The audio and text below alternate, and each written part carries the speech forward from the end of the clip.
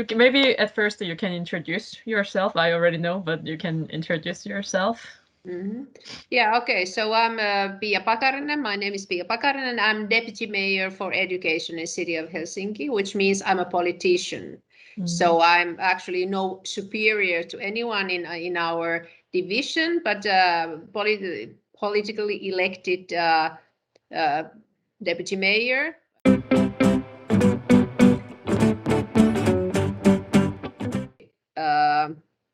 So one of our basic aims is to build this new Finnish identity by raising global citizens. So globalization is and being global is one of our targets. And of course, now that we have this corona pandemic, everything is very different. But and we actually at the moment we are thinking very much how to recover after the pandemic.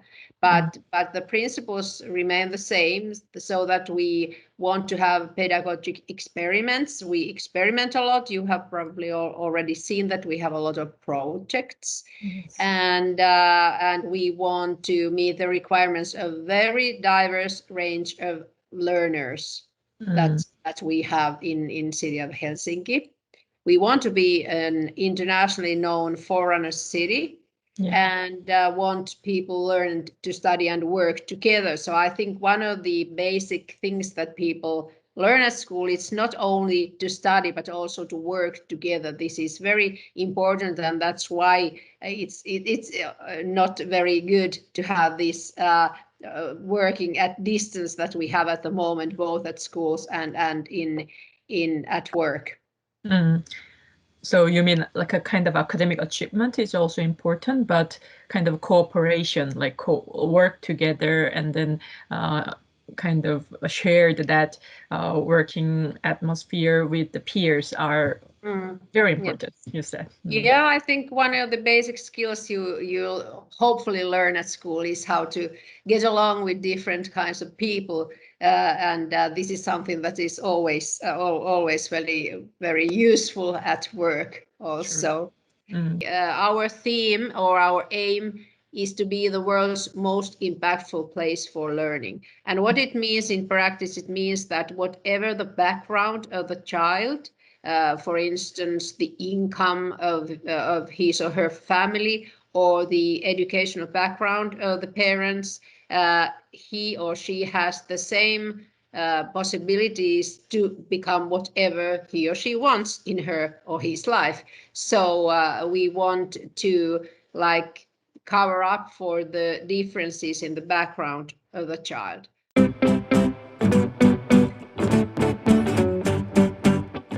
And as you see in the upper left corner, the whole of Helsinki is considered as a learning environment. So our new thinking is that it's not only education you get at the school premises, but you can also go outside to the museums, to the theaters, whatever we organize for the kids elsewhere, and of course the forests. So the whole area of Helsinki is a learning environment. And this is the forces of change. Of course, pandemic is one thing, but then what we have already been ongoing in education for a couple of years already is that we have found that phenomena are complicated, and that's why we are now very often having this phenomenon-based learning. So what we start, it could be like independence of Finland when we have the 100th birthday of Finland, or it could be a sustainable development and sustainability things and anything. So we take one phenomena and try to discover something new from very different angles. It would be mathematics, languages, whatever.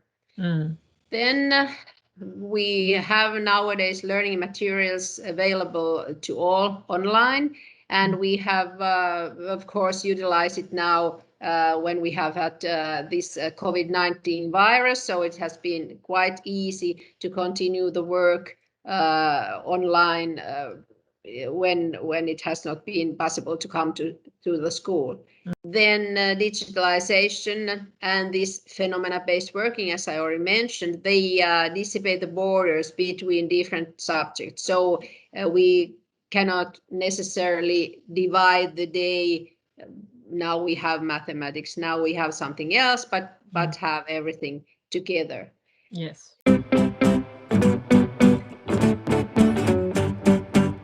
Then something that is very new is that the starting levels of learners vary a great deal. We have been quite a homogeneous nation before.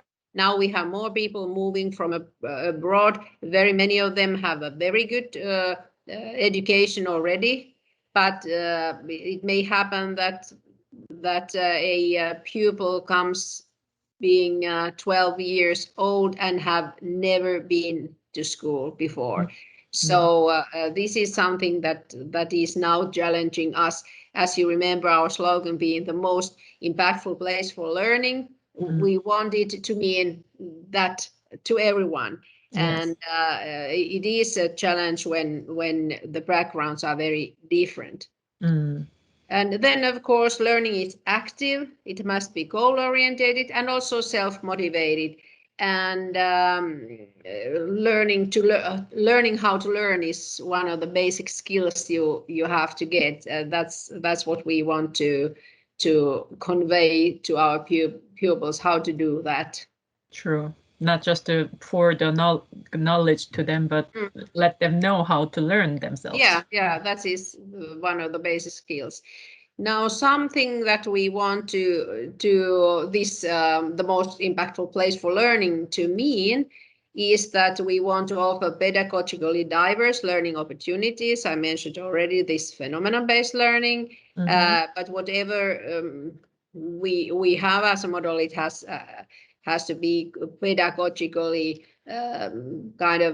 it has to have a pedagogically well-grounded background, because of course we are offered all kinds of new apps or new ways to teach, but for instance, if you go to the fairs which are organized around education, it very often has as a focus some technical devices, but we would like always to start with pedagogy and not the devices.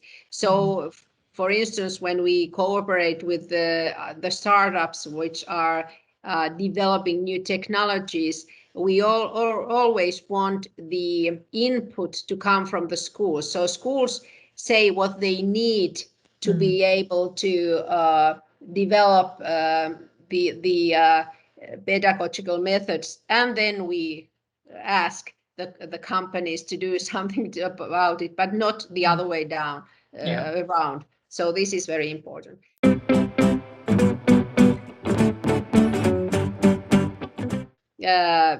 Of course, this for instance, at the moment, this humanity, as far as the tolerance of the pupils and students, as far as COVID-19 is concerned, is a challenge, because the kids, for instance, our high school students have been at home a lot during the last year, because we have closed the schools as far they are concerned, and it has resulted in a much more severe need for psychological help, and that is something that we have to work on. So I think that the results or the recovery from the COVID-19 will require time, and also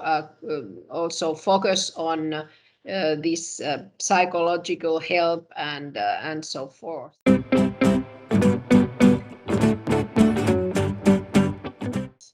True. Something about the methods.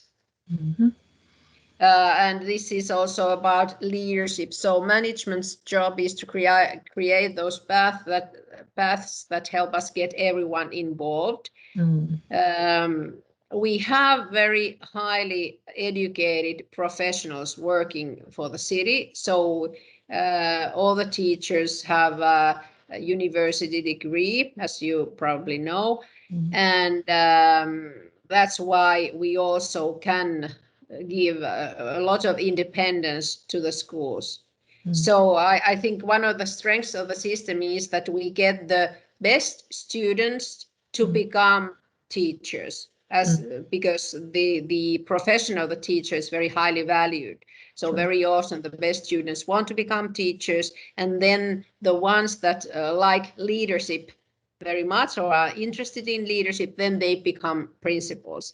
And that is something that gives us the possibility to also trust on these professionals a lot and give them freedom how to organize. Of course, we have this national level curriculum, then we have city level curriculum, but we also have a school level curriculum, and it is helping them to they can still use a lot of imagination how to organize it themselves. True. And when I compare the Korean education, I think of Finnish education, each level, like you said, teacher level and principal level, and also municipality level, they have quite a lot of autonomy. So they can kind of imagine what they want to do and they have a room to do by themselves. So kind of trust. I think this is some of the basics of the Finnish systems. Well, I have had a lot of presentations for people coming from different parts of the world, and sometimes I think what people ask most is why is it possible to have such autonomy, but also why don't we have like inspectors, because we don't have much inspections at the schools, and this is something that is also of interest. I have noticed. But this is also experimenting, learning together is one of the basic tools. Well, this is more like, well, that's something that I have already discussed. But this is some of the basics I wanted to show you, so you know that